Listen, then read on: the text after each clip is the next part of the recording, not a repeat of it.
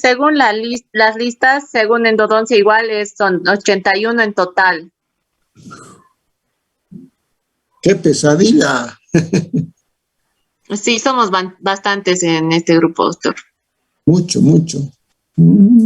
¿Cómo haremos nuestras prácticas, teorías presenciales entonces?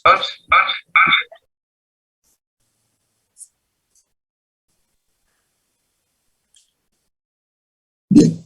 Bueno, hasta el momento yo pensé que estábamos bordeando, la última vez que vi la lista eran 60 y pico, pero si son más de 80 estoy preocupado. En este momento ya están 64 en sala. Ya no hay más.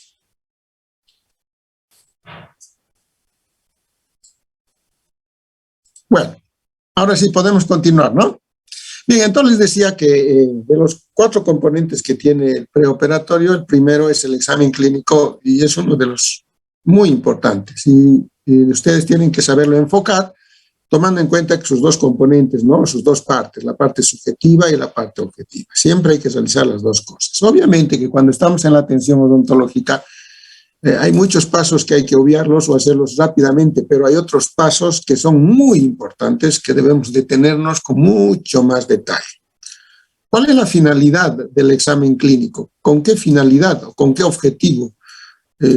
¿Por qué debemos de realizar un examen clínico? Para que nosotros podamos obtener a través de él una información adecuada de su estado de salud del paciente. Pero estamos hablando del estado de salud general sin descartar el estomatológico. O sea, a través del examen clínico nos vamos a dar cuenta cómo está ese paciente. Si es un paciente sano, si es un paciente que es portador de alguna enfermedad sistémica y muchos otros factores, y obviamente si ha venido a la consulta es porque tiene un problema estomatológico, ¿no es cierto? Y vamos a analizar las características de ese estudio estomatológico, pero como este es un preoperatorio clínico general, la parte estomatológica la vamos a poner siempre un poquito al lado, porque eso lo están haciendo en sus clínicas, en sus asignaturas clínicas, ¿no es cierto? Ahí lo estudian la parte estomatológica con profundidad, pero la parte general es la que tiene por finalidad analizarlo en esta asignatura. Aquí hay que darle mayor importancia en el examen clínico, sin que con esto no quiera decir que no hagan una buena afiliación, por ejemplo. Tienen que llenar sus documentos, su historia clínica, etc. Pero ¿dónde le damos importancia? Estoy dando los puntos más importantes con la idea que tenemos dentro de la estomatología médica. En otras palabras, hay que darle relevancia. Dentro de la anamnesis, en la parte subjetiva, para nosotros, en este caso, es muy importante averiguar los antecedentes patológicos y los hábitos del paciente. Ahí es donde tenemos que detenernos mucho más. Ustedes empezarán de repente anotando su nombre, edad, sexo, procedencia, qué sé yo, médico de cabecera, muchos datos averiguan durante la anamnesis, motivo de consulta, etcétera, etcétera.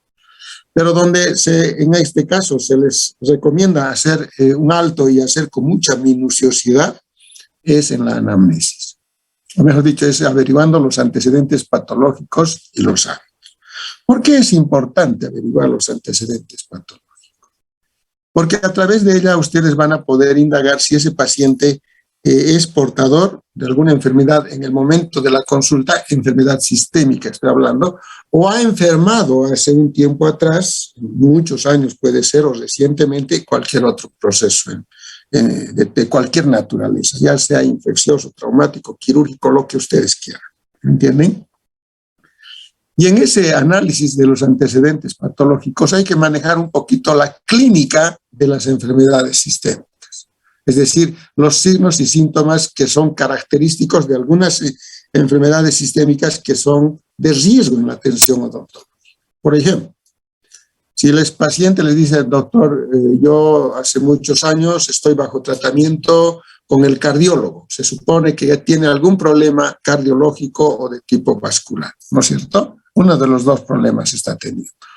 Entonces, hacer mucho más curiosos, más preguntas y averiguar qué tipo de enfermedad tiene, cuál es el diagnóstico de esa enfermedad que está teniendo.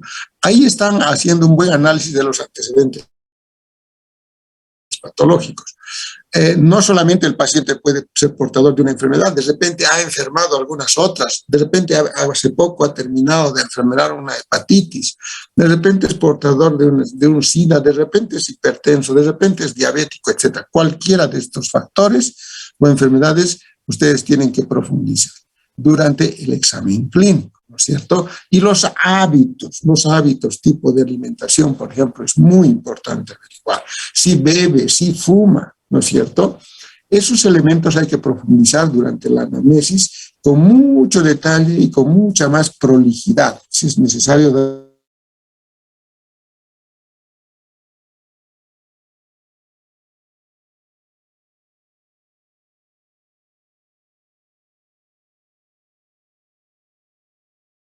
¿Perdón? ¿Se cortó? Sí, doctor, se cortó. Ha habido un corte muy brusco, ¿no? Sí, sí. Sí, pero ya hemos vuelto. Bueno, entonces estamos analizando el examen clínico y le estamos dando mucha importancia dentro de la anamnesis a averiguar los antecedentes patológicos y los hábitos. Averigüen, deténganse allí. Nunca a un paciente que viene a su consultorio le digan, abra la boca rápidamente. Averiguan si no ha enfermado, si no es enfermo, si no toma medicamentos, etc. En este mismo examen clínico, durante el examen físico ya, o sea, durante la exploración física,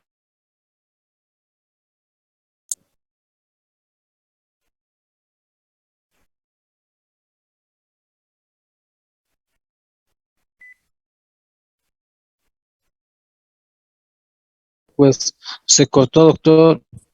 hola, sí, se cortó nuevamente de una manera muy abrupta, no sé qué está pasando.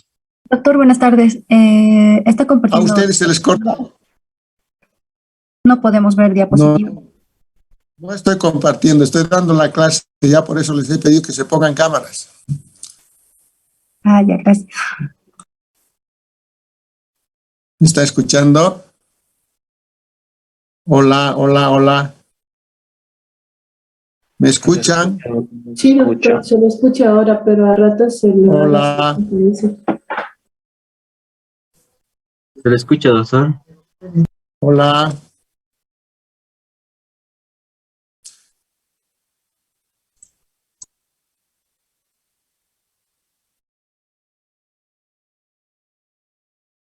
Hola, chicos. Hola. Doctor, ¿se escucha bien?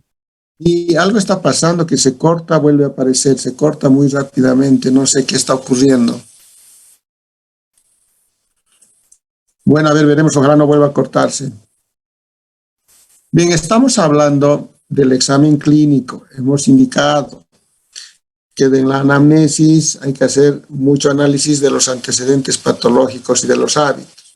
Durante la exploración física, aquí me voy, ustedes saben que el examen físico general es muy largo y nos puede llevar mucho tiempo, además que los odontólogos muy poco o casi nada lo practicamos, ¿no?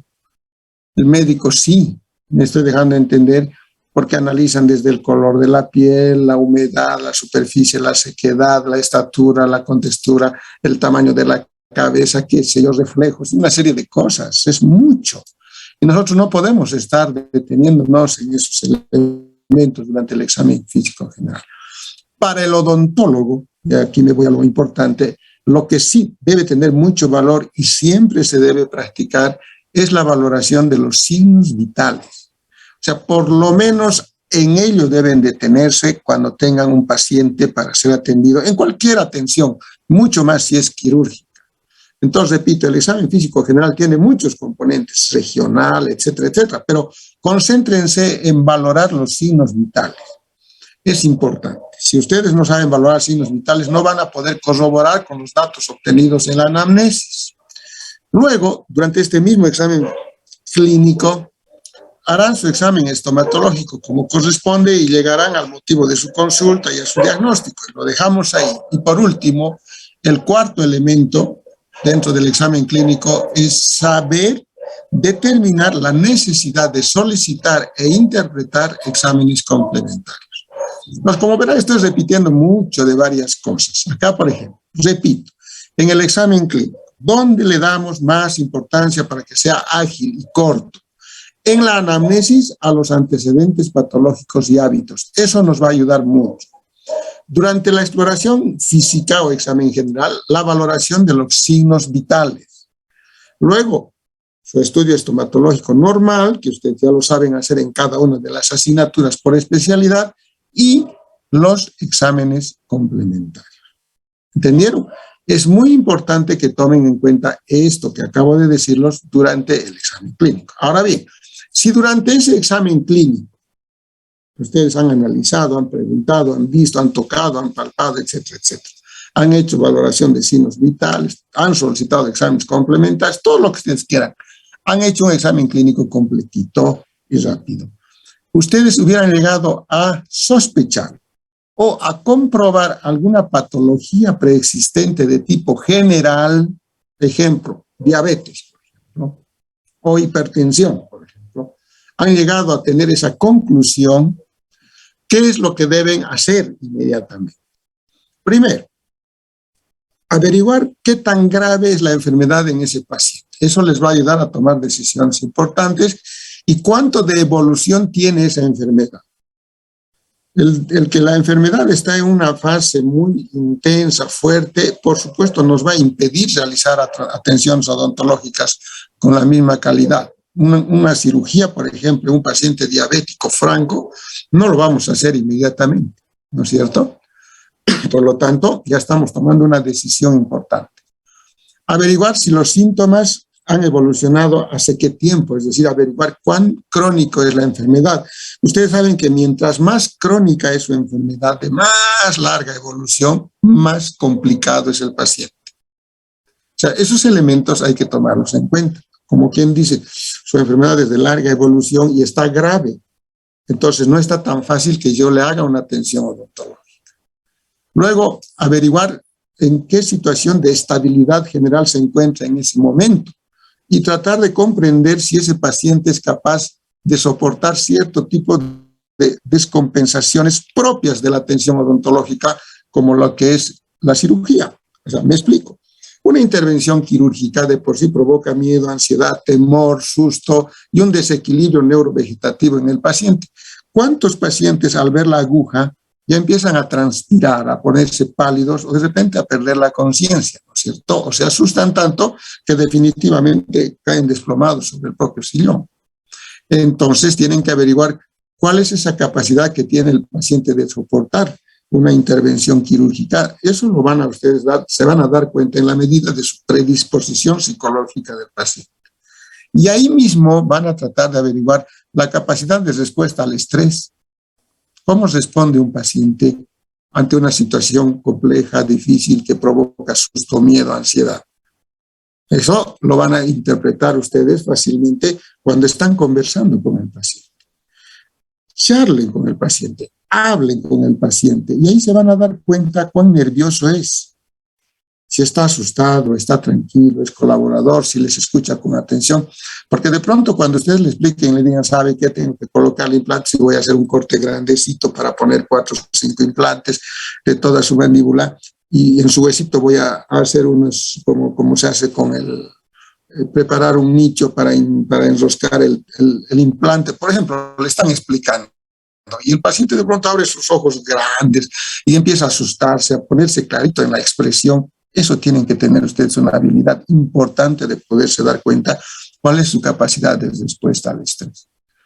Entonces, la anamnesis, durante ella se puede determinar muchos elementos al estar conversando con el paciente. Y por último, averigüen qué medicación toma para cualquiera de sus enfermedades generales que tengan. ¿Para qué? Para que ustedes sepan qué medicación van a administrar, si van a suspender, si van a consultar con su médico, si no va a haber efectos colaterales o de sumación o de resta entre los medicamentos que puedan usar, ¿no es cierto? Por ejemplo, los pacientes hipertensos utilizan antihipertensivos. Y si ha venido por un proceso inflamatorio muy severo, donde además de ello van a hacer una cirugía, ustedes por naturaleza van a recetar antiinflamatorios, ¿no es cierto? Para reducir la inflamación, el dolor. Pero si no saben que el antiinflamatorio bloquea la acción del antihipertensivo, o sea, para eso hay que averiguar qué medicación toma. Y es peligroso. A veces les damos antiinflamatorios por 4, 5, 6 días en dosis altas en un cuadro inflamatorio severo, pero al mismo tiempo ese paciente está tomando antihipertensivo, pueden provocar una crisis hipertensiva. Entonces, ¿qué quiere decir? Que hay que manejar bien la farmacología en este caso. ¿Qué medicación toma? ¿Cuál es la dosis del medicamento? ¿Durante qué tiempo está tomando? ¿Desde cuándo está tomando? Y de acuerdo a eso, ustedes saber qué medicación también van a poder dar. De repente ya está usando antibióticos ese paciente y ustedes quieren volverle a dar otro antibiótico, ¿no es cierto? O de repente está tomando, qué sé yo, para un problema cardíaco. De repente el paciente es portador de una prótesis valvular, o sea, le han hecho una prótesis en una de las válvulas del corazón. Y él está utilizando anticoagulantes. Y de pronto ustedes tienen que hacer una cirugía. Y obviamente si está bajo acción del anticoagulante, han de hacer la cirugía y ese paciente va a tener una hemorragia.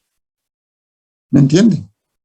Entonces, para eso es importante averiguar qué medicación está tomando ese paciente. Entonces, estos 4 aspectos tomen en cuenta: la gravedad, la cronicidad, la estabilidad del estado general, capacidad de respuesta al estrés y la medicación que toma, para que ustedes en función a ello tomen decisiones. Y las decisiones son de distinta índole, ¿no? Eso ya vamos a ir más adelante. Eso durante el examen físico general. Ahora, vamos al examen clínico.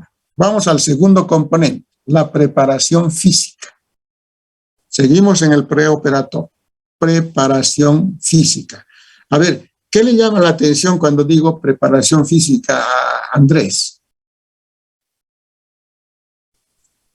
La palabra, ¿qué le hace pensar? El significado de que van a preparar físicamente al paciente para la exploración. Entonces tendríamos que ponerle en posición y explicarle, ¿no?, el procedimiento del examen físico. A ver, John Jairo, ¿qué opina usted? ¿Qué entiende por preparación física? Yo sé que es una palabra nueva para ustedes, pero más o menos deme a entender qué cree usted que significa esto.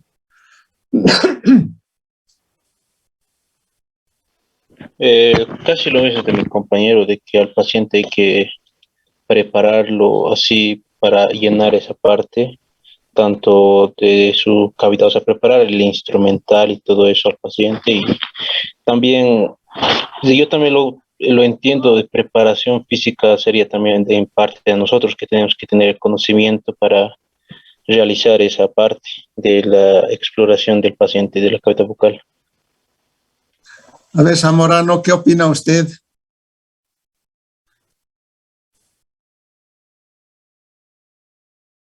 Doctor, ¿me puede escuchar? Sí, sí, le escucho. Con preparación física, lo mismo que mis compañeros, casi sería doctor, para poder estar listos de igual manera con el paciente, porque como nosotros igual estamos comenzando clínicas, igual nuestra preparación física tiene que ser apta, igual que nuestra preparación psicológica cuando nos tenemos que enfrentar a un paciente. O sea, que usted tiene que estar físicamente bien preparada, como para subir, bajar gradas, hacer fuerzas, mantenerse parada.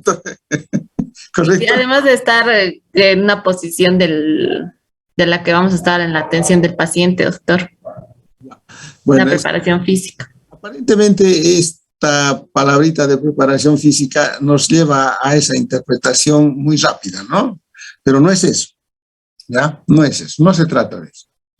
La preparación física desde el punto de vista del preoperatorio para atender a un paciente consiste en 3 aspectos fundamentales. A ver, primero, las medidas que nosotros las conocemos como medidas higiénico-dietéticas que debe de tener el paciente o se le debe instruir al paciente.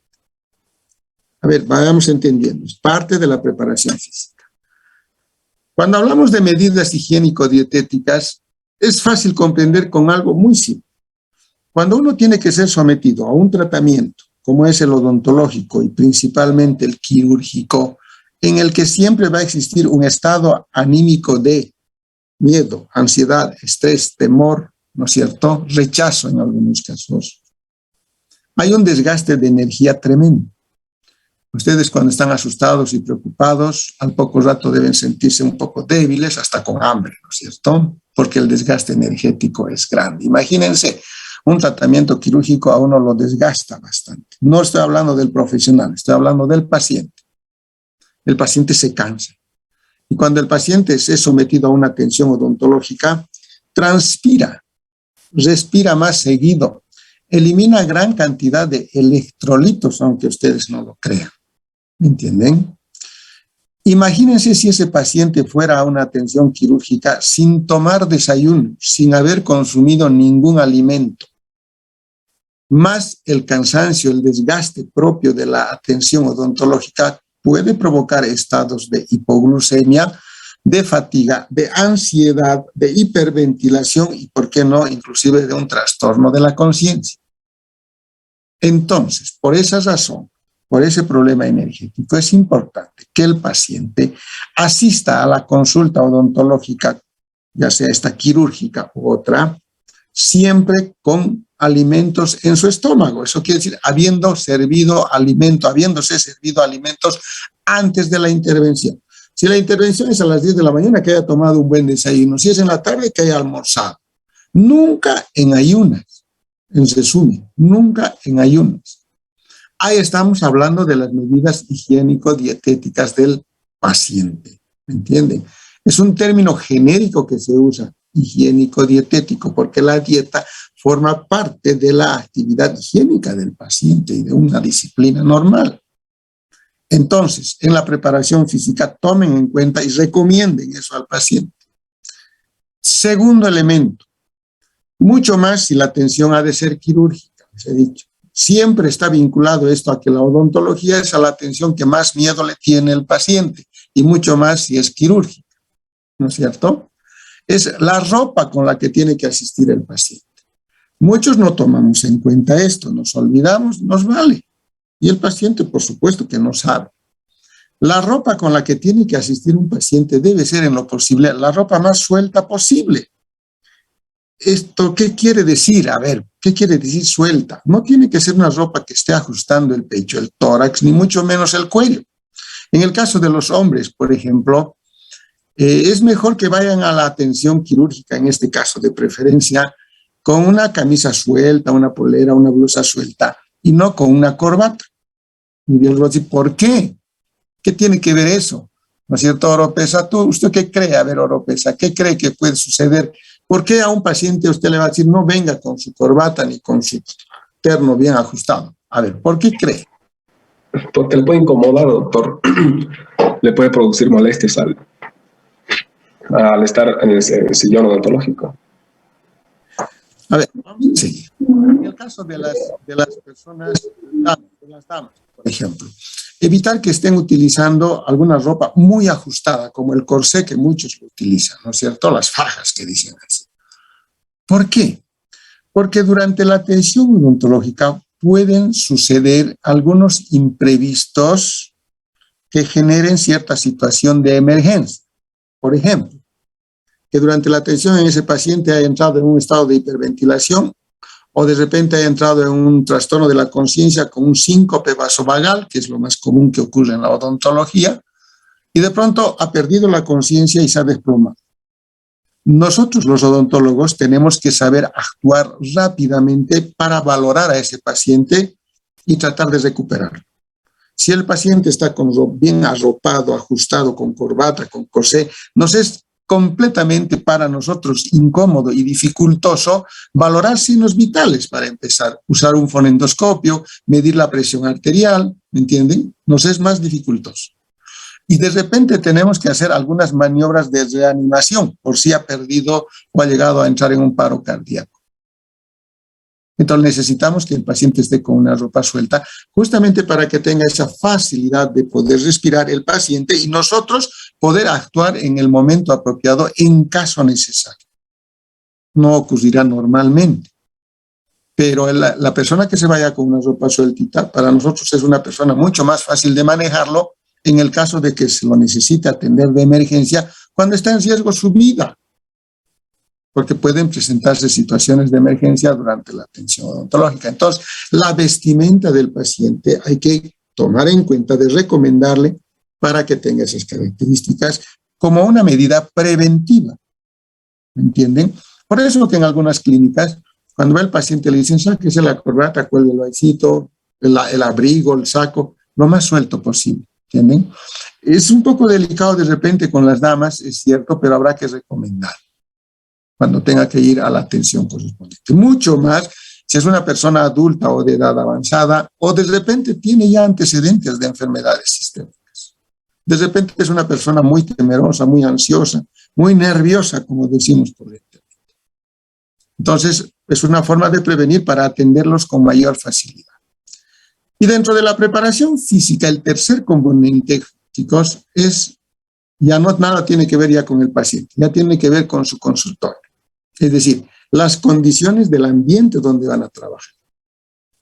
Obviamente, hay hermosos consultorios, hay muy lindos consultorios que son agradables para un paciente, pero mínimamente debes reunir las condiciones básicas elementales, desde la asepsia, antisepsia, el equipamiento adecuado, equipo de rayos X, qué sé yo, un sillón bien presentable, que tenga ventilación, que tenga luz natural, etc. Son algunas condiciones que hacen mucho al buen desarrollo de una atención odontológica.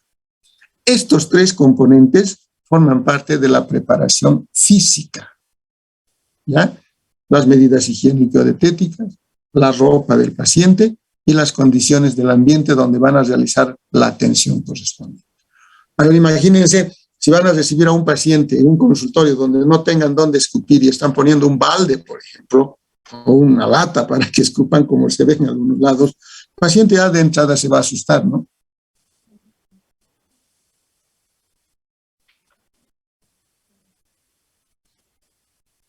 Entonces, todos esos elementos jóvenes forman parte de la preparación física. A eso se entiende por preparación física. No que debemos estar preparados físicamente nosotros o el paciente, ¿me entienden? Porque eso sería hablar de los jugadores de fútbol, ellos hacen preparación física, ¿cierto? No confundan con ellos, ¿de acuerdo? ¿Me he dejado entender? ¿Sí? ¿Está claro? A eso se llama preparación física. Seguimos. ¿Cuál es el tercer componente? La preparación psicológica.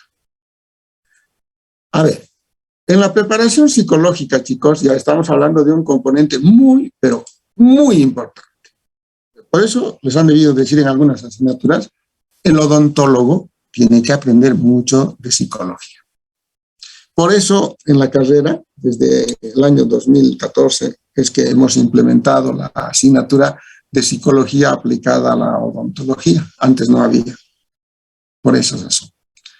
¿Y en qué consiste la preparación psicológica del paciente como parte del preoperatorio? A ver, ¿qué hay que hacer ordenadamente para que ustedes entiendan? Primer elemento, el paciente, cualquiera que sea este, así sea un joven, mayor, hombre, mujer, cualquiera, tiene derecho a algo muy importante. Ese derecho es a tener una buena información y educación. ¿Qué significa? Que la información y la educación forman parte de la preparación psicológica de un paciente. Cuando hablamos de información y educación, cuando el paciente que va a la consulta por una dolencia, por un problema, por cualquier trastorno, tiene, lo que les decía, derecho a saber exactamente qué tiene, cuál es su problema y por qué está teniendo ese problema y cómo va a solucionarse ese problema, cómo se va a curar. No es muy bueno, por ejemplo, que el paciente vaya, le diga, doctor, tengo este problema, el doctor le mire, la doctora mire, ya listo, abra la boca y empieza a trabajar de callado. No, primero, infórmenle. Dígale, usted es portador de una infección que está comprometiendo el hueso porque su dientecito se ha infectado desde hace mucho tiempo y esa infección por los gérmenes o bichos, como quieran, ha entrado hasta dentro del huesito y está destruyendo y eso está provocando que le duela y se le hinche la carita. Fíjense la forma como yo les estoy explicando, como si ustedes fueran el paciente. En este caso, al hacer la información y la educación, no tienen que utilizar términos técnicos.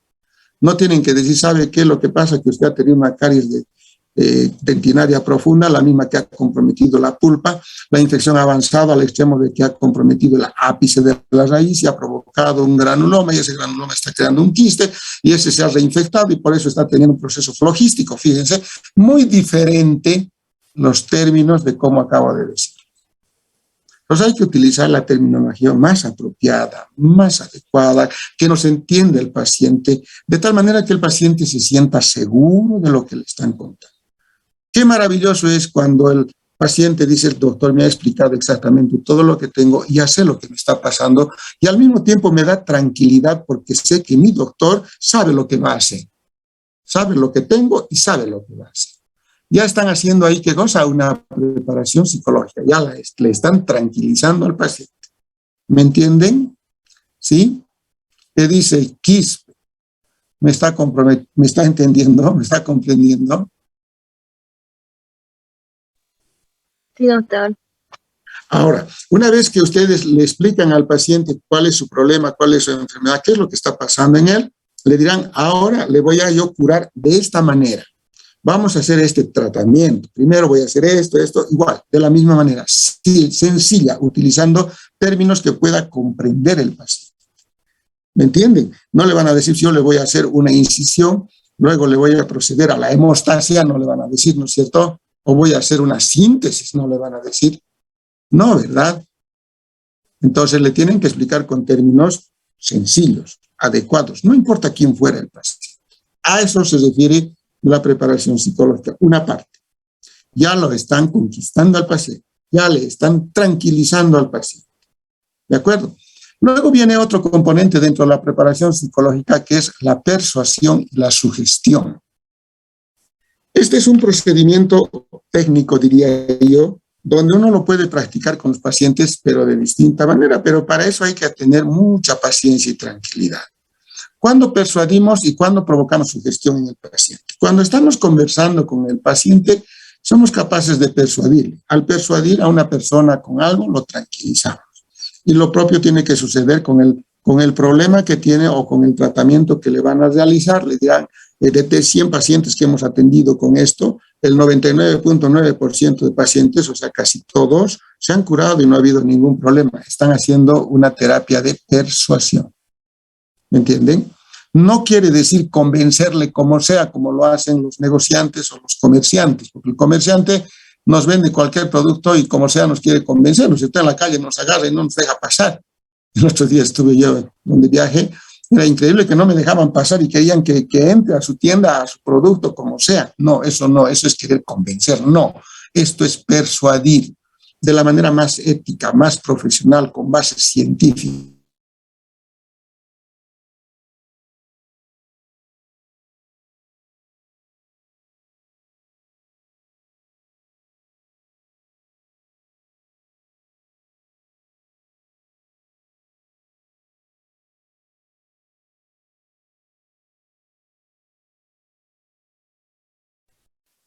Guarachi, ahora.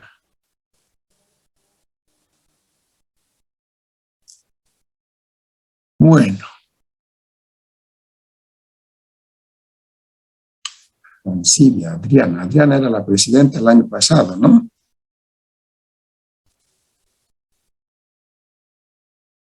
¿Seguimos? Bueno, estamos justamente en este momento de la preparación psicológica, donde estamos practicando la persuasión y la sugestión, y hemos analizado la persuasión. Ya se entiende que es persuadir, ¿no? A veces confunden mucho con convencer, pero no es eso. En cambio, la sugestión es otra forma de mostrar al paciente algunos elementos que vayan en favor a que él pueda aceptar un tratamiento, a que él sea más receptivo a la atención odontológica y no le tenga tanto temor. ¿Cómo podemos sugestionar a un paciente? Uno, se puede hacer una sugestión desde el momento en que está en sala de espera. Hoy en día tal vez muy poco se puede practicar ello, porque en la sala de espera se encuentran pacientes, unos con otros, ¿verdad? Y entre ellos conversan y el uno le dice: ah, sí, a mí me ha atendido así, no, este es un malo, me hace doler, me hace asustar, pero como ya le he pagado, como sea, estoy viniendo. Ya está habiendo ahí terapias de sugestión, positivas o negativas. Si ustedes son buenos odontólogos y sus pacientes están contentos con ustedes, con seguridad siempre ha de ser positiva la sugestión. Ahora, en los niños, por ejemplo, la sugestión es muy fácil realizarlo antes de que entren al propio consultorio, haciendo ruidos, haciendo sonar la turbina, haciendo sonar el aspirador, qué sé yo, para que se dé cuenta qué es lo que se hace ahí adentro, para que no se sorprenda cuando ingrese adentro y de pronto esté sonando el ruido de la turbina dentro de su boca. ¿Me entiende? Eso ya es sugestión. Ahora, la sugestión dentro del ambiente mismo, ya por parte del propio odontólogo, también es muy bueno. Por ejemplo, para que el paciente, cuando no está muy convencido, está dudoso, está con mucho temor, ustedes le muestren algunos videos o algunos trabajos terminados, ¿no es cierto? Algunas imágenes. Y si van a mostrar un video, por ejemplo, de una cirugía, que es a lo que más miedo le tienen, no le muestren pues un video donde la sangre está saltando, ¿me entienden? Está salpicando, no. Muéstrenle esquemas animados, qué sé yo, para hacerle entender en qué va a consistir ese su tratamiento. Eso es la sugestión. Están sugestionando al paciente como para que él pueda ser siempre más receptivo, más tranquilo y el tratamiento lo llevemos de mejor manera. Durante todo este proceso de información, educación, persuasión, sugestión, ustedes ya tienen que irse dando cuenta un tercer elemento en la preparación psicológica. ¿Cuál es ese? Conocer el perfil psicológico del paciente. Tienen que buscar un buen perfil del paciente. ¿Desde qué momento? Desde el momento en que el paciente ha ingresado a la consulta, se ha sentado delante de ustedes, ha empezado a conversar. Vamos a ver en qué medida tiene o no tiene confianza. Vamos a ver en qué medida él tiene o expresa temor a los tratamientos. Averigüen siempre, se asusta mucho, usted es muy nervioso, transpira cuando va al odontólogo, tiene miedo a la aguja. Tantos elementos que tienen que averiguar y que nosotros que tenemos que obtener en el marco de la absoluta confianza con el paciente.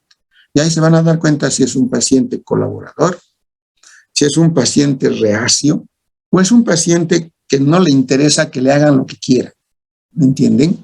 Hay algunos que rechazan, otros que aceptan, otros que colaboran y otros que no colaboran. Entonces, al conocer el perfil psicológico del paciente, ustedes ya van a poder manejar a ese paciente de acuerdo a su perfil. Han cumplido una buena información, educación, persuasión, sugestión y han determinado cuál es su perfil. Y de acuerdo al perfil, si es necesario, pueden administrar medicamentos. ¿Me entienden? Y ahí vamos a hablar más adelante de la premedicación ansiolítica. O de repente no ha de haber necesidad de ello. Y han de tratar al paciente tranquilo. Porque lo más importante es tener a un paciente en el sillón relajado, tranquilo, cómodo, para que el odontólogo también haga el tratamiento en las mismas condiciones, tranquilo, sin sobresaltos. De esa manera, o en eso consiste la preparación psicológica. ¿Me entendieron? ¿Está entendiéndose bien? Ya estamos analizando 3 componentes. Ahora vamos a pasar a la preparación medicamentosa, al cuarto. Primero hemos analizado el examen clínico, ¿no es cierto? Después la preparación física, luego la psicológica y ahora la preparación medicamentosa. Eso en función a todo lo que ustedes han podido averiguar durante el examen clínico. Tomarán en cuenta la patología que el paciente presenta o tomarán en cuenta los riesgos que pueden correr con esa intervención que van a realizar. Y en función a ello, podemos administrar medicamentos antes del procedimiento correspondiente. ¿Está claro? Hasta ahí está claro. Dentro de la preparación medicamentosa hay que tomar en cuenta 5 aspectos. Les estoy casi como dictando, chicos, para que ustedes no estén copiando y copiando. Yo sé que me están escuchando mejor que copiando, ¿no es cierto, Marquiegui? ¿Qué dice usted? ¿Sí? Ya. Dentro de la preparación medicamentosa tenemos la preparación o la premedicación ansiolítica. Luego tenemos la premedicación antiinflamatoria, la premedicación antiinfecciosa y la premedicación hemostática. 4. Hay un quinto que normalmente ya no lo usamos porque es muy riesgoso usarlo como odontólogo, que es la neurovegetativa, pero la nombramos. ¿Listo? Pero los 4 primeros las vamos a desarrollar con profundidad. ¿En qué consiste la primera? ¿Qué se llama la primera, Adriana?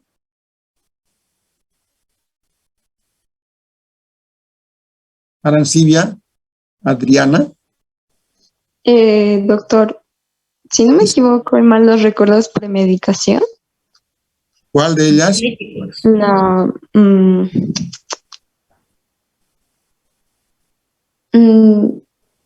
infecciosa, doctor.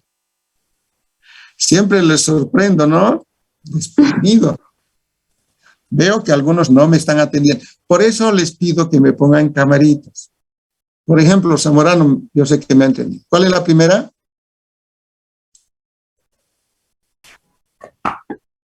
De ay, que me fue otra vez. Ay, doctor, se me ha ido y él he escuchado. ¿Pero no ha notado acaso? ¿Qué dice Oropesa, César? A ver. Doctor, igual le he escuchado, pero anoten, chicos, ¿de dónde van a leer? ¿Con qué se van a guiar? A ver, dígame. ¿Qué dice Jimena? es que ha sido muy rápido, doctor. Yo pensé que iba a ir uno por uno y ya iba a empezar a captar mejor. Ah, pero ya he nombrado. Medicación ansiolítica, doctor. Ansiolítica. Anoten, chicos, hagan su propio texto, hagan su propio apunte, más la grabación que están haciendo. Ustedes van a tener un documento pero excelente para estudiar, no van a sufrir tanto. Entonces, hablemos primero de la premedicación ansiolítica. ¿Qué quiere decir premedicación? Administrar medicación ansiolítica antes de la intervención, ¿correcto? ¿Y qué quiere decir ansiolítico? ¿Alguien me puede decirme? A ver, siempre les he enseñado esto a ustedes, creo que algunos se han olvidado. Una palabra rara, derívenlo. Ansio viene de... Ansiedad. Y lítico o lisis, ¿qué quiere decir? Destrucción. Destrucción. Entonces, esa medicación, ¿qué tiene por finalidad? Destruir, ¿qué cosa? La ansiedad. Eliminar la ansiedad, reducir la ansiedad, reducir el miedo. Ansiedad es sinónimo de miedo, estrés, temor, lo que ustedes quieran. Desesperación, que muchos pacientes vienen en esas condiciones. Entonces, el objetivo de esta medicación es esa, reducir el estrés psicológico, la ansiedad, el miedo, la aprensión, la hiperexcitabilidad, dicen, pero sin provocarle sueño. O sea, sin atenuar el nivel de conciencia, es lo mismo, sin que se duerma. Porque los ansiolíticos no son nada más que los tranquilizantes, ¿no es cierto? Si ustedes le dan a los tranquilizantes en dosis altas, le van a hacer dormir, y en un paciente dormido no van a poder trabajar. Nosotros lo necesitamos al paciente con la boca abierta, que responda a nuestras órdenes, que cuando le digamos escupa, escupe, cuando le digamos muerda, muerda, ¿me entienden? O nos responda a cualquier pregunta. Necesitamos eso durante la atención odontológica. Y la medicación ansiolítica tiene que estar bien dosificada de tal manera que logren al paciente tenerlo con un nivel psicológico más estable, más tranquilo, donde su miedo, su estrés, su ansiedad hayan disminuido o desaparecido por completo. ¿Me están entendiendo? Para realizar intervenciones quirúrgicas de preferencia es muy importante. Ahora, ¿de qué depende esto? Del perfil psicológico del paciente que ustedes han logrado identificar. Pero si es un paciente tan tranquilo como Andrés, por ejemplo, no voy a necesitar esta medicación administrarlo. Pero si es un paciente como Scarlett, por ejemplo, estoy dando ejemplos reales por lo que lo he visto, hemos charlado, se asusta y demás, sí me va a ser de mucha más utilidad, tanto para el paciente como para mí como profesional. ¿Me estoy dejando entender? Disculpen que les haga la comparación Andrés, Scarlett, por favor. Simplemente es hipotético, ¿ya? Entonces, la premedicación ansiolítica es muy importante saberlo manejar. El odontólogo puede recetar. La única condición es de que en la receta marque su matrícula, su sello. ¿Me entienden? Si no, no le venden al paciente. Ahora, ¿cómo hay que dar la medicación ansiolítica? ¿Cuáles son esos medicamentos que podemos dar? Se puede dar desde el Valium. El Valium es uno de los medicamentos tranquilizantes menores que más sueño hace dar, nos hace dormir, se usa mucho, pero no es necesario llegar a usar un Valium.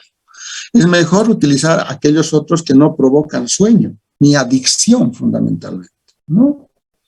Por eso que voy nombrando, por ejemplo, tenemos los clordiazepóxidos, el famoso lorazepam, el oxazepam, después el alprazolam, y hay uno que ni siquiera en mis presentaciones están, que se llama el midazolam. Ahora han debido escuchar con el COVID de ustedes del midazolam. El midazolam es un buen ansiolítico, ¿ya? Es un buen tranquilizante. Y la dosis suficiente necesaria para usar para una intervención quirúrgica en odontología, por ejemplo, y tenerlo al paciente consciente, es de 15 miligramos. O la mitad de la dosis, dependiendo de qué, del peso corporal, del estado psicológico del paciente, del estado de ánimo, de todo. ¿Entiendes? Si lo ve muy asustado, pues será unos 15 miligramitos que hay que darle al paciente antes de la intervención. ¿Cómo hay que darle? Esa es la pregunta. ¿Cuántas veces hay que darle? ¿En qué momento debe administrarse ese medicamento? Hay distintos esquemas terapéuticos, dependiendo de la hora de la intervención. Por ejemplo, si ustedes van a hacer una intervención el día de mañana, y en este momento estamos en la consulta, podemos usar un esquema de 3 tomas, ¿no es cierto? Uno, noche antes, ¿ya? O sea, esta noche. La otra tabletita en la mañana. Y si la intervención es en las horas de la tarde, como en esta hora, por ejemplo, pero mañana, la última dosis es 1 hora antes de la intervención. Eso es lo habitual, pero eso va a depender de qué, del perfil psicológico del paciente. Pacientes muy ansiosos, temerosos, estresados, es mejor dar este tipo de dosis. Pero si el paciente es más relativamente tranquilo y lo necesitan lo estrictamente necesario, suficiente es 1 hora antes. Ahora, si el paciente dice, doctor, no voy a poder dormir porque voy a pensar toda la noche en la cirugía que me va a hacer, entonces denle la noche antes y 1 hora antes de la intervención. Pero ¿cuál es el más importante? El de 1 hora antes. Ese es el más efectivo. ¿Por qué? Porque la vida media del medicamento a los 60 minutos va a estar en su nivel máximo, ¿no es cierto? En buen efecto, y van a poder trabajar con tranquilidad. En eso consiste la premedicación ansiolítica. Ahora, si no pueden utilizar, viene con el nombre de Dormicum, por ejemplo, el midazolam, ¿ya? Ahora, si no usan el midazolam, utilicen el clonazepam, por ejemplo, que es el Neuril famoso. Neuril en 0,5 miligramos, pueden utilizar media tabletita o cuarta tabletita en las dosis que les estoy indicando o en las formas de administración. Ustedes dirán, tengo miedo de usar eso. No tengan miedo de usar. Pero para tranquilidad de ustedes, lo importante es que el paciente noche antes duerma bien. Y si él dice, tengo insomnios, no puedo dormir, voy a estar asustado, denle noche antes. Pero si él dice, no, duermo tranquilo, entonces denle el de 1 hora antes. Ese es el más importante. Yo la experiencia con los ansiolíticos tengo bastante. O sea, les digo con eso, con propiedad. No es que solamente es la literatura. Las he vivido, las conozco, tengo la experiencia necesaria. ¿Entienden? En lo posible, mejor no usar, pero si es necesario, háganlo. Es un buen recurso para tener a un paciente tranquilo. ¿Estamos de acuerdo? Doctor, ¿será que puede repetir en qué manera podemos darle al paciente el midazolam y el clonazepam? Porque se me cortó y no le pude escuchar. El midazolam son las tabletitas de 15 miligramos, ¿ya? Ustedes cuando prescriban una tableta. Si dependiendo de su estado psicológico del paciente, de su grado de estrés, perfil psicológico, etcétera, pueden usar media tableta en la noche y media tableta 1 hora antes. O pueden usar una tableta o media tableta 1 hora antes solamente. ¿Entienden? Eso no es problema. Depende de ustedes, de cómo ustedes lo han clasificado a ese paciente de acuerdo a su perfil psicológico. Si es que utilizan, por ejemplo, el clonazepam, en este caso el Neuril famoso, si le dan los 0,5 miligramos, ese paciente se va a dormir.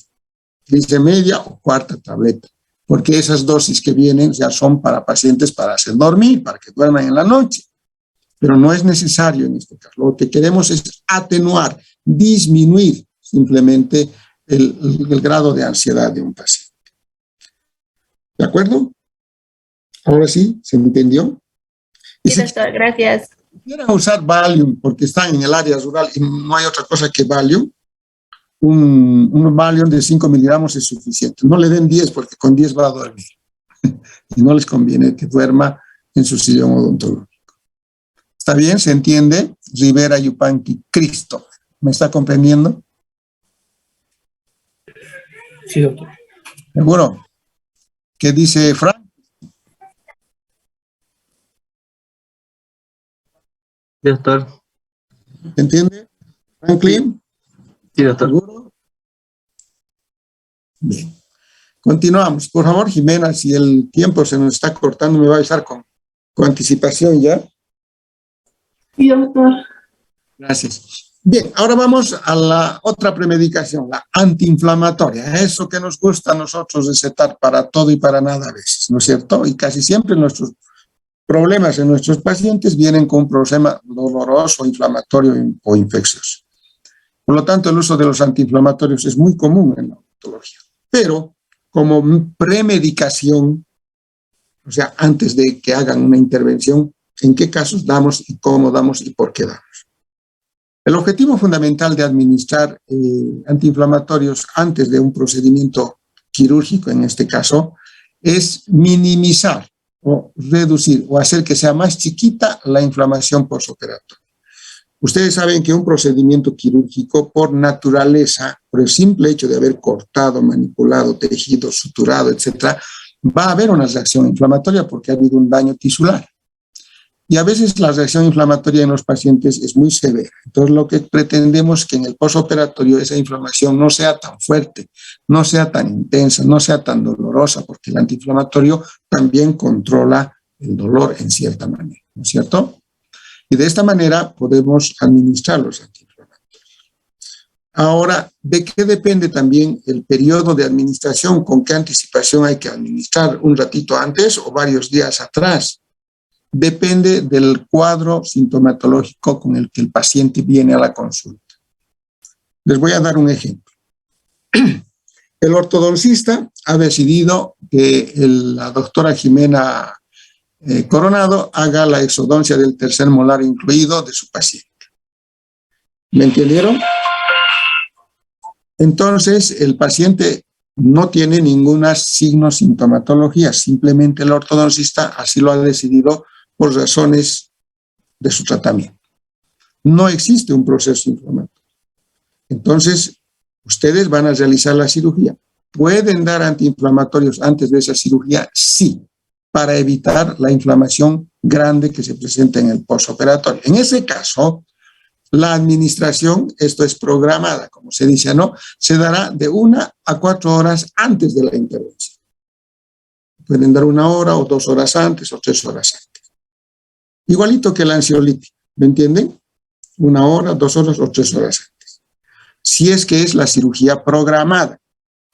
Pero si el paciente viene a su consultorio porque tiene una pieza dentaria que está con movimiento, con gran destrucción coronaria, que la carita está hinchada, está indolora, está gritando de dolor y es necesario extraerlo, no pueden a veces extraer ese rato porque hay una inflamación periodontal, ¿no es cierto? Entonces habrá que dar primero antiinflamatorios unos 2 o 3 días antes de la cirugía. ¿Me entienden? Entonces ya ha venido el paciente con una sintomatología franca, con una inflamación franca. Por lo tanto, primero hay que desinflamar para luego recién hacer la cirugía. En ese caso, la premedicación antiinflamatoria hay que darle 24 o 48 horas antes mínimamente. ¿Me entendieron? En cambio, si es programada, indicada, donde no existe inflamación en el momento de la consulta y van a hacer la cirugía, pues pueden darlo 1, 2 o 3 horas antes, sin ningún problema. De 1 a 4 horas, como dicen. ¿Me entendieron? García Pedraza, ¿me ha entendido esa parte? Quería decir que, si voy a volver a explicar, por favor. A ver, usted me va a responder. Yo soy su paciente, voy a su consultorio y voy con dolor. usted me revisa y determina que tengo una periodontitis severa. Y me dice, tengo que extraer este diente, pero no puedo extraerle en este momento porque está inflamado. Le voy a extraer mañana o pasado. Pero mientras tanto, para que la anestesia me agarre bien, les decimos al paciente, ¿no? Me va a tomar estos antiinflamatorios. Esa es una premedicación antiinflamatoria cuando ya existe una inflamación. En ese caso, me está dando 2 o 3 días antes la premedicación. Pero si yo voy a la consulta sanito, tranquilo, chocho de la vida, pero le digo, mi ortodoncista me ha pedido que me saque mi tercer molar porque dice que le va a molestar en la ortodoncia al realizarme el tratamiento. Usted me revisa, está todo normal, tranquilo, ya mañana le opero. ¿Usted en qué momento me va a dar la premedicación antiinflamatoria?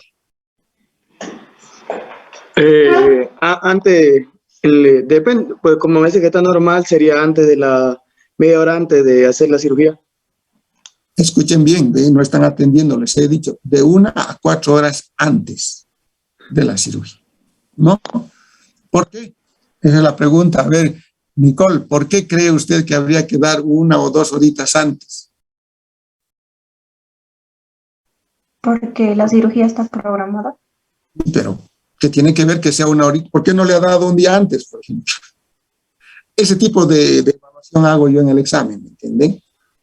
¿Por qué? Sencillo, porque si ustedes le dan 1 hora o 2 horitas antes de la cirugía, el antiinflamatorio tiene que sufrir un proceso, ¿no? Su farmacocinética y su farmacodinamia, ¿no es cierto? Tiene que llegar a un Tyndall, lo que decimos vida media. En el plasma tiene que estar en niveles altos de efectividad del antiinflamatorio, de tal manera que cuando terminen ustedes la cirugía, exista antiinflamatorio en sangre que ya esté actuando. ¿Me entienden? Por eso se da media horita antes. En cambio, en el primer caso, cuando he ido yo con dolor, todo eso, lo que quiero es que desinflame para que luego me hagan la cirugía tranquilo.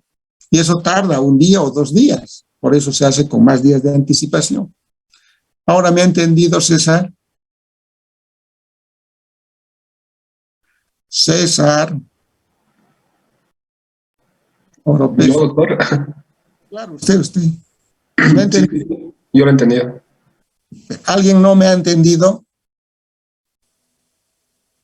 Andrés, ¿me ha comprendido? Andrés ya se ha ido a tocar. ¿Dónde está Andrés? No, le entendí todavía, no se preocupe. ¿Me ha comprendido, Andrés? Sí, doctor. Ay, mi cámara.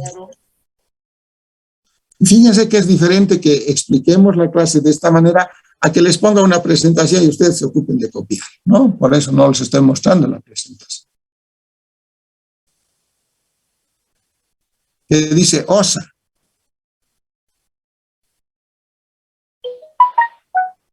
Lo he entendido, doctor. Perfecto. Muy bien. Continuamos.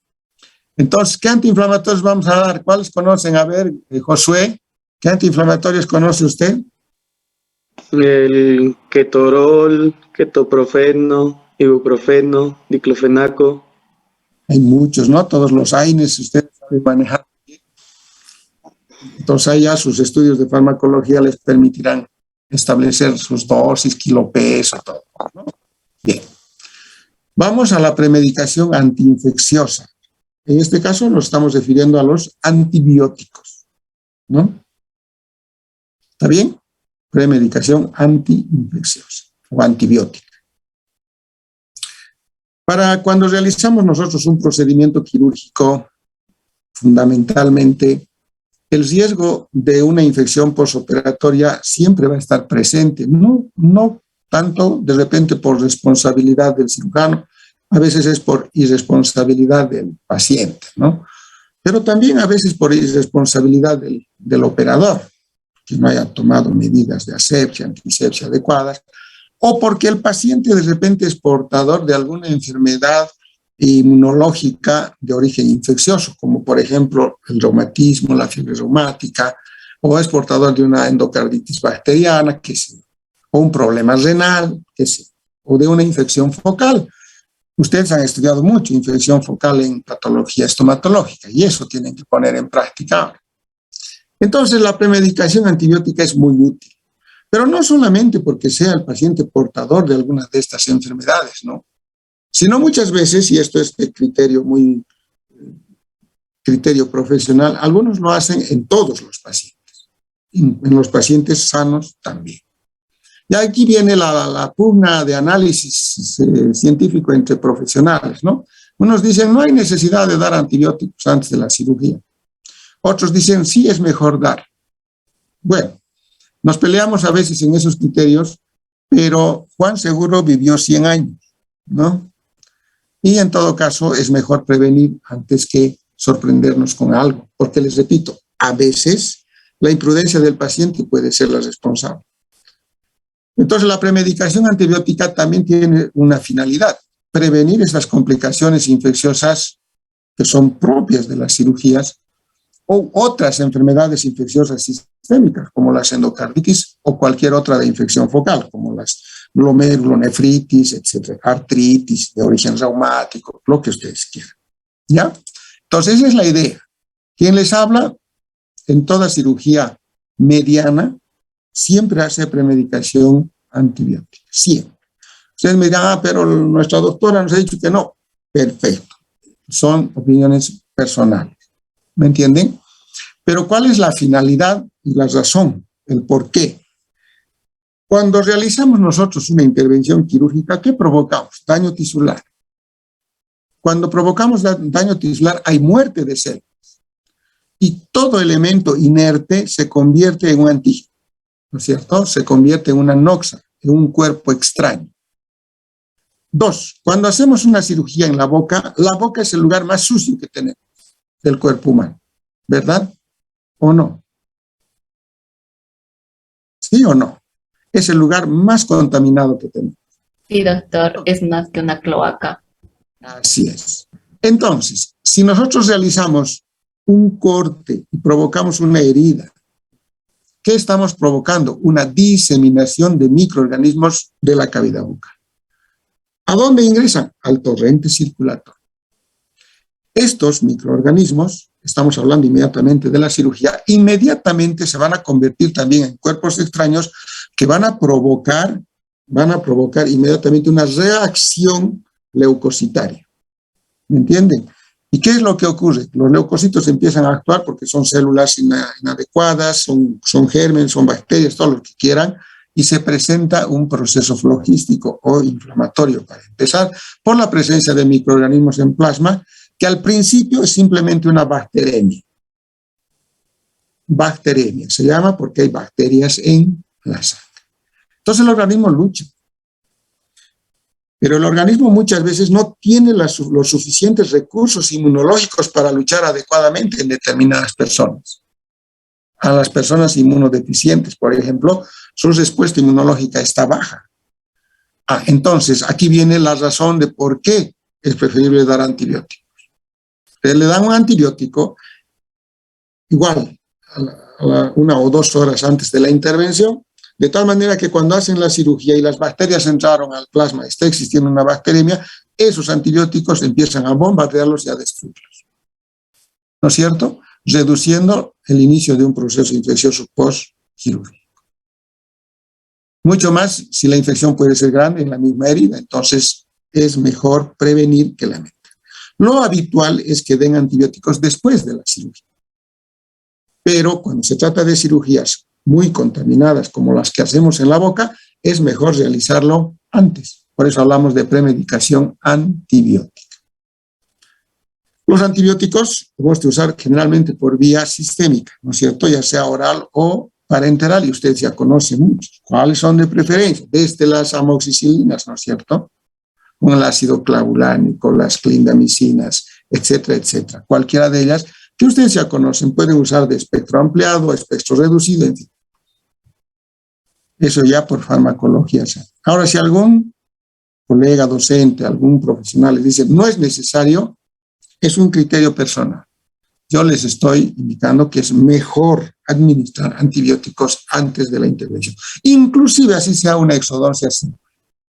¿Me entienden? Porque así, pero muchas veces el paciente es muy descuidado, no se hace buena higiene de la boca, come lo que quiere, escupe, lo elimina el coágulo, deja el alveolo vacío, etcétera, etcétera, etcétera, y vienen las infecciones. En cambio, si damos antibióticos ya lo tenemos protegido, como se dice vulgarmente. ¿Me entendieron? ¿Sí? ¿Está claro? Eso en la premedicación antibiótica. Sí, adelante. Dijo de 1 a 2 horas antes de la intervención, ¿verdad? Igual se puede dar. Igual que los antiinflamatorios. Está bien, gracias, doctor. Bueno, ya estamos terminando, falta poquito, aunque en 5 minutos se va a cortar. Vamos al cuarto, que sería la premedicación hemostática. ¿Qué quiere decir hemostasia? Rivera Arosteluz. A ver, póngase camarita. Rivera. ¿Qué quiere decir hemostasia, Rivera? Hemostasia, doctor, Ay, ahora... Ay, doctor, me olvidó justo. De poder... Ay... No me acuerdo bien, doctor. No. A ver, Pinto. Marieldi. ¿Qué quiere decir hemostasia?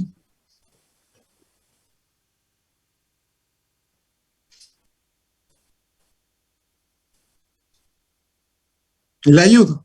Pinto. A ver, hemo, ¿qué quiere decir hemo?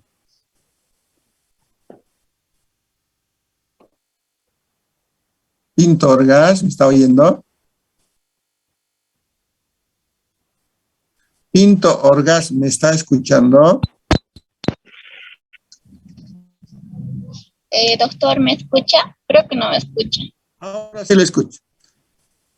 Detener el sangrado, doctor. Detener el sangrado. Siempre una palabra rara. Hemo, sangre, éstasis, detener, ¿cierto? Estático, de quieto. Entonces, la premedicación hemostática tiene por finalidad tomar algunas previsiones para que no se presenten hemorragias durante o posterior a la intervención. ¿Podemos usar alguna medicación hemostática? En realidad, muy pocos medicamentos se pueden usar con fines preventivos, exceptuando alguno que otro que ayude al proceso de la hemostasia, como es la vitamina K, el inquinón, el quercetol, etc. ¿Ya? Pero esos medicamentos generalmente se administran cuando se presentan cuadros hemorrágicos. El único que más utiliza el odontólogo es la vitamina K, que va a ayudar a la formación de factores de coagulación, ¿ya?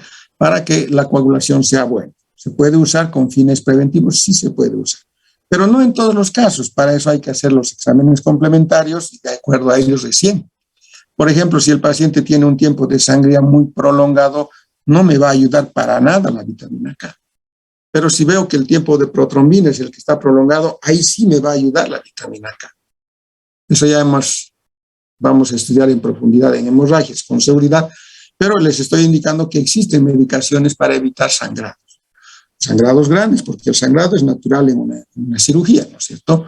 Pero lo más importante dentro de este acápite es el hecho de que el profesional debe contar, dice, con una serie de medicamentos o insumos que puedan detener las hemorragias postoperatorias.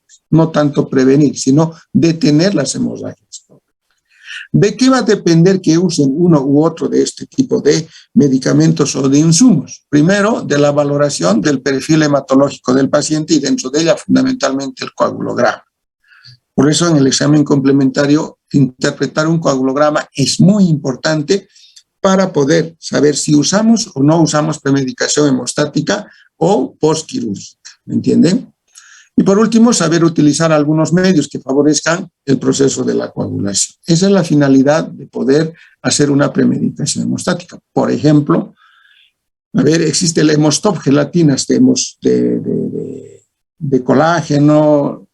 El Hemostop es muy utilizado ahora, en los alvéolos sangrantes se coloca, etcétera, para que la sangre no sea abundante en estos pacientes o cuando ya hay hemorragias. En eso consiste la premedicación hemostática. ¿Entendieron? ¿Está claro? ¿Sí? Por último, tenemos aquello que ya no se utiliza mucho en odontología, les decía, que es un poco riesgoso, es la premedicación neurovegetativa, que antes se usaba más que ahora. En realidad, ustedes saben que hay pacientes que tienen problemas neurovegetativos que incomodan la atención odontológica, particularmente como ser la cialorrea, bastante secreción salival. ¿Cómo detener eso? Hoy tenemos aspiradores, ¿no? Con la aspiración sacamos toda la saliva. Tenemos a menos de un minuto. Y quiero acabar esto, luego entramos para terminar unos 10 minutitos más. Entonces, antes se usaban medicamentos anticolinérgicos, se llamaban, que provocaban disminución de la secreción salival, pero traían problemas cardíacos, ¿me entienden? Y eso era de alto riesgo. Por eso que esta premedicación era a juicio clínico y hoy de preferencia ni usarla en la odontología. Simplemente la estoy mencionando, ¿de acuerdo? Salgamos para terminar con una clasificación y luego de ella, ya la próxima clase avanzaremos estas enfermedades. Por favor, tenemos un minuto, como decía, se acaba, salimos y la última entradita, ¿ya? Un recesito de 5 minutos, pero, por favor, ¿ya? ¿De acuerdo? Dependiendo del caso, dependiendo del paciente, dependiendo del tipo de tratamiento. ¿Sí? Andrea también ha estado por ahí, Andrea Taborga, la estoy viendo, su nombre, ¿no? No la veo después. Michelle también la estoy viendo, Guarita también, algunos que me acuerdo bien, Calle, Arancibia, Adriana. Doctor. Vamos a trabajar nosotros en el aula número 15. Vamos a tratar de pedir que nos den el aula 18, que es más grandecita, para poder que entren todos, ¿no? Pero ya no hay COVID, ¿no? Andrés sabe más que yo. Todavía estamos con COVID, Doc, pero sí, deberíamos pasar presencial. Y hay que cuidarse, que en otras instancias, otras situaciones, ya no hay cuidados, están tranquilos, ¿no? En las actividades sociales, de preferencia. Ni alcoholcito ya no tiene. Alcohol por dentro, sí, pero por fuera.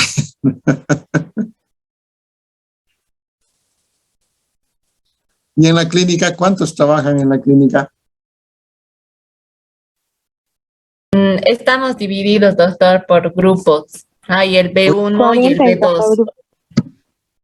¿Cuántos han trabajado?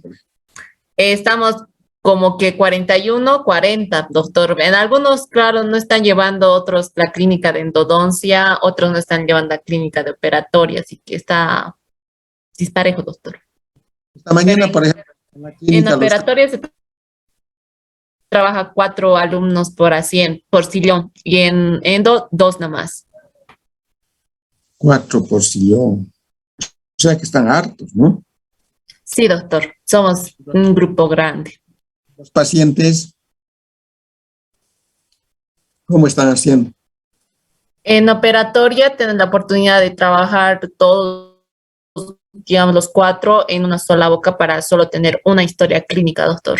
Así que hemos llegado a encontrar algunos pacientes con policaries para que siquiera tengamos 2 trabajos en 2 pacientes, así a lo mucho, doctor, porque es de 2 a 3 trabajos que la doctora nos está pidiendo de clase 1 y clase 2.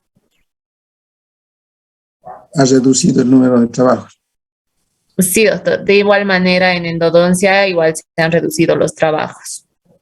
Son de 1 a 2. Sí, ya ¿Están habiendo pacientes? Doctor. ¿Hay pacientes nomás? ¿Está viendo? Está viendo nomás, doctor, pero hay algunos que nos rechazan a la doctora o algo así, o no vuelven porque pues es que esperan bastante tiempo porque solo pasamos una vez a la semana.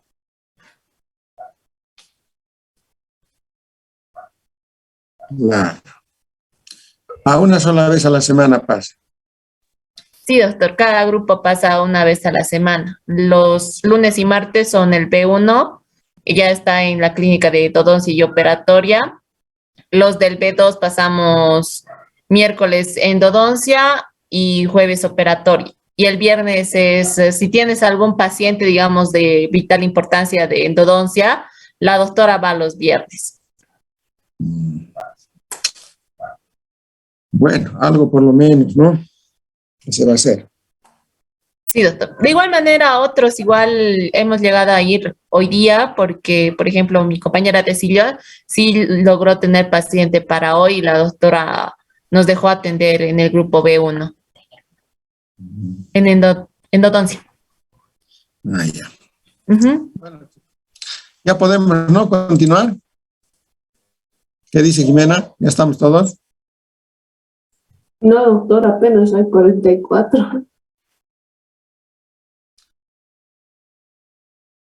¿Faltan?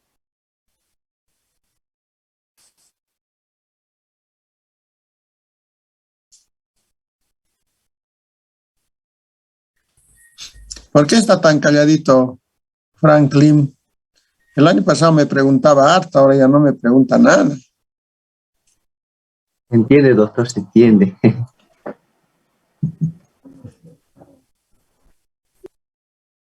Pero no se preocupe, doctor, después de estar preguntando todas mis dudas. Eso es.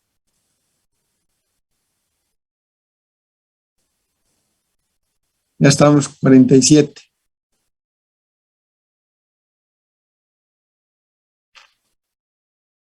Bueno, es lo ultimito esto que quiero mostrarles. Hasta aquí hemos descrito los 4 componentes del preoperatorio, ¿no? El último es la preparación medicamentosa, ¿no?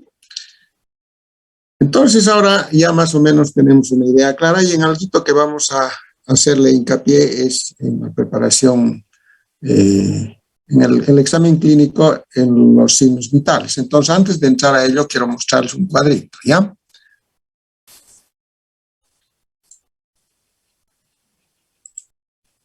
¿Dónde estamos?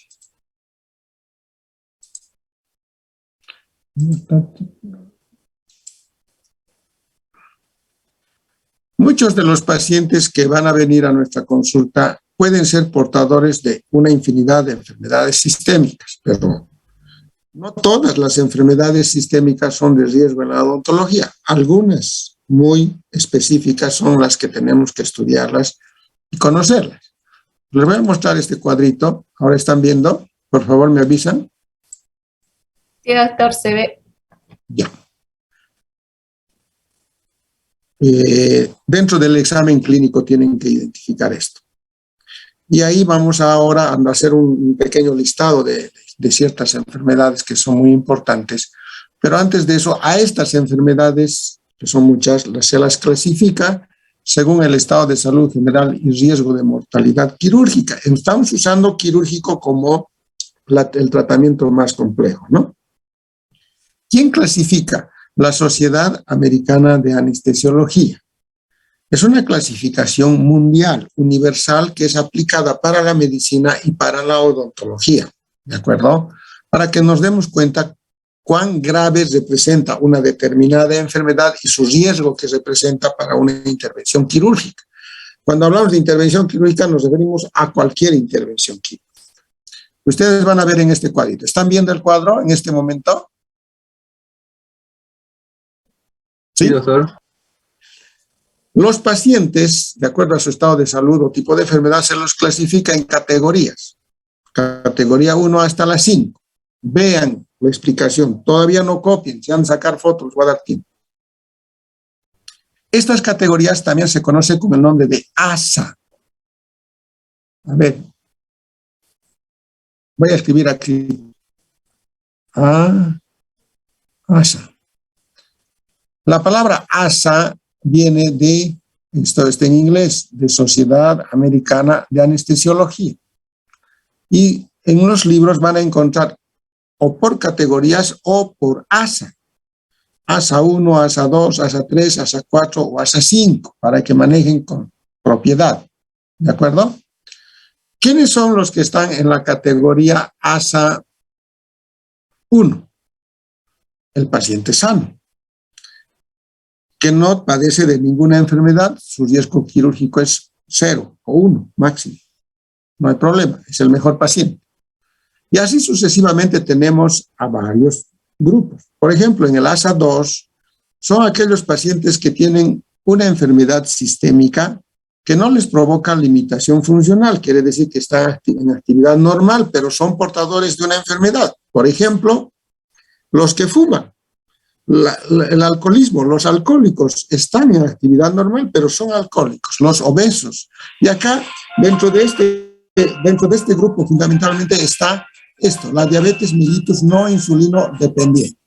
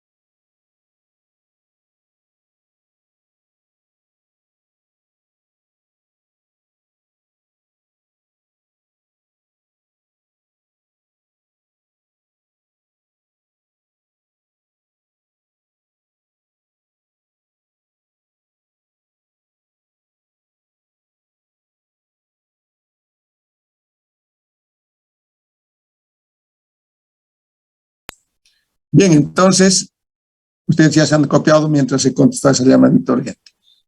Van a disculpar. El ASA 2, les decía que dentro de ese grupo están los pacientes con diabetes mellitus no insulino dependiente. ¿Qué querrá decir eso? Ya tenemos que aprender, ¿no es cierto? Su riesgo es leve. Y así tenemos, en el ASA 3, por ejemplo, ya tienen una limitación funcional, pero no incapacitante. Ahí está otro tipo de diabetes, la insulino dependiente. Los hipertensos en grado 3 y 4, pacientes con angina de pecho, infarto de miocardio, insuficiencia cardíaca congestiva. El riesgo en ellos es moderado y hay que tener más cuidado. En el 4 ya están enfermedades mucho más severas, como las que tienen problemas neurológicos, enfermedades severas del hígado, SIDA, por ejemplo, ya es un riesgo grave. Y el último es el que se está por morir, aunque este paciente no va a venir a nuestro consultorio, con seguridad, ¿no es cierto? Pero ahí es importante tomar en cuenta que la clasificación nos va a entender el riesgo quirúrgico de acuerdo al tipo de enfermedad. ¿A cuál de estas categorías el odontólogo puede atender? A eso me voy. ¿Cuál de ellas es la que nos va a permitir a nosotros trabajar con tranquilidad o con ciertos cuidados que nos van a permitir aprender en esta asignatura? Entonces, no sé si se logra ver la diferencia. ¿Bien? No sé. Ahora sí, ¿se ve? ¿Ha cambiado de color? Daniela. No, doctor. ¿No es también de otro color? Las categorías 1, 2 y 3. Sí, está de rojo, doctor. ¿A eso se refiere? Está de rojo. Si se han dado cuenta, sí. El odontólogo puede atender en estos pacientes con riesgo hasta la categoría 3. Y de acuerdo al riesgo, las medidas preoperatorias más adecuadas.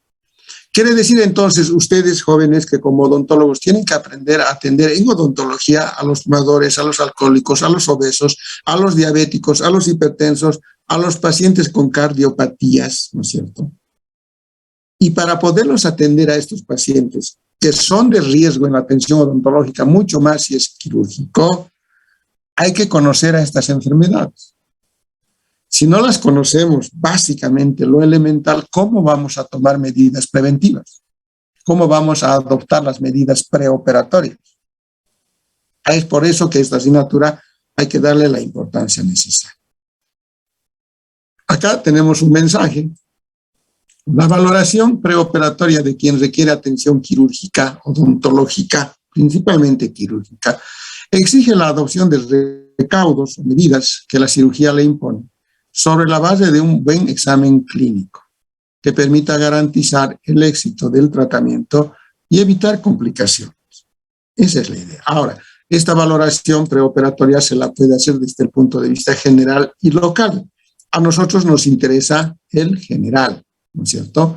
Medidas preoperatorias de orden. ¿Se está viendo, no, Daniela?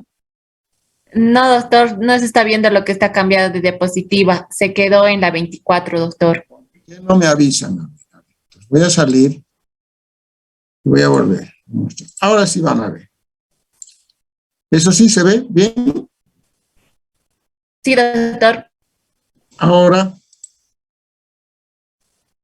Sí, doctor, se ve lo que está cambiando. Es lo que he leído, ¿no? Esto es un mensaje, les decía, ¿no es cierto? Por eso que es necesario, dice, realizar medidas preoperatorias, ¿no? Para evitar complicaciones. Y esta valoración hay que hacerlo desde el punto de vista general y local. El local es el estomatológico. Y a nosotros lo que tenemos que aprender ahora es el general. Por eso aquí ponemos como título medidas preoperatorias de orden general, ¿ya? Y ahí volvemos a repetir lo mismo, el examen clínico, la anamnesis, el examen físico, los exámenes complementarios. Y aquí viene algo importante. Dentro del examen físico vienen esto, que se dice la valoración de los signos vitales y los complementarios.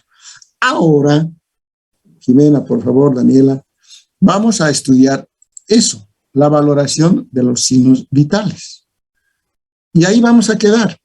¿Qué tenemos que aprender de esto? Estos 4 elementos importantes que dan la vida a la persona. Por eso decimos vitales, que sin ellos no vivimos. Tenemos que ver cómo está funcionando el corazón, cómo está el pulso, cómo está la presión, cómo está la respiración, y aquí también podemos aumentar un poquito la temperatura, pero lo más importante es esto. ¿Ya? Dentro del examen físico, la valoración de signos vitales es lo que hay que darle importancia. Lo que los odontólogos normalmente no hacemos, ¿no es cierto? A ver, Daniela, ¿usted ha ido al odontólogo alguna vez? ¿Le ha medido la presión? ¿Alguna vez le han contado cuántas veces está respirando? ¿O le han auscultado el corazón? No, ¿verdad? ¿Alguien que le han hecho una intervención quirúrgica en odontología han hecho esto? No, no lo hacemos. Pero tenemos que aprender a hacerlo. No será en todos los pacientes, pero en aquel que van a realizar una cirugía, háganlo. Porque si bien la anamnesis les ayuda mucho, pues es importante comprobar algunos elementos. Si el paciente le dice, doctor, yo soy enfermo del corazón, estoy tomando mi tratamiento, tomo cada día esto, el Isordil tomo, ya. A ver, veremos, le escuchan el corazón y van a ver si evidentemente está o no bien. O en un paciente sano, que aparentemente está sano, de pronto le escuchan el corazón y van a encontrar que tiene unos latidos medio anormales. Ya les tiene que alertar y dar un poquito de temor. Aquí está fallando algo, ¿no? No puedo así nomás hacer. ¿Qué tal si le provoco un paro? ¿No? ¿Me entendieron? Entonces, ahí vamos a quedar para pasar clases. Como no estamos haciendo práctica, chicos, antes de empezar a hacer nuestros presenciales, el día jueves, este jueves, vamos a hacer otra clase teórica a las 4 de la tarde, virtual, este jueves, con todos ustedes. Jimena, por favor, para los que no han asistido, el jueves a las 4 igual vamos a continuar. Así vamos a tener ya algo de material, porque en la práctica vamos a empezar con esto. Cada uno tiene que tener su fonendoscopio, tiene que tener su tensiómetro, todo ello, y vamos a trabajar con esto para aprender a valorar los signos vitales. Yo voy a avanzar en teoría un poco y luego en la práctica tenemos que hacer. Y ahí tenemos que estar juntos, nosotros en el aula, ¿no es cierto? Entonces, trataremos de avanzar un poquito más la teoría para empezar la práctica. ¿Alguna pregunta? Ahí quedaríamos. Doctor, jueves a las 4 en punto también, ¿verdad? Sí, jueves a las 4. Doctor, ¿nos puede dar un tiempito? Es que pasamos operatoria y a veces la doctora se pasa hasta las 4:10 a veces. Ya, en unos 10 minutos vamos a empezar entonces, 4:10, ¿ya? Gracias, doctor. ¿Alguna pregunta, chicos? ¿Ninguna? Entonces ya saben los temas que tenemos que leer, ¿no? No se asusten, no van a leer libros de medicina interna, no, no, no. Lo elemental, lo básico, lo fundamental para el odontólogo. Por eso tienen que asistir a clases para que yo les indique qué es lo que tenemos que aprender de estos temas, ¿ya? Bueno, chicos, nada más, eso sería todo por hoy. Si no hay preguntas. ¿Todo bien? ¿Listo? Hasta donde hemos hecho ahora, en el libro de Cosme y Gay encuentra, ¿ya? Ya a partir de este momento ya hay cositas que no están en el libro precisamente, por eso es importante que estén en la clase, y luego vamos a entrar al libro de Little, que ya no he tenido tiempito, le vamos a pasar a Jimena para que les pase a ustedes, porque ¿alguno de ustedes tiene ese libro? No creo, ¿no? Van a tener todos. ¿El Cosme Gay, doctor? Cosme Gay está hasta donde hemos hecho hoy día. Ah, ya. Revísenlo, lo van a encontrar con más detalle. Bien. Un abrazo. Que les vaya bien a todos.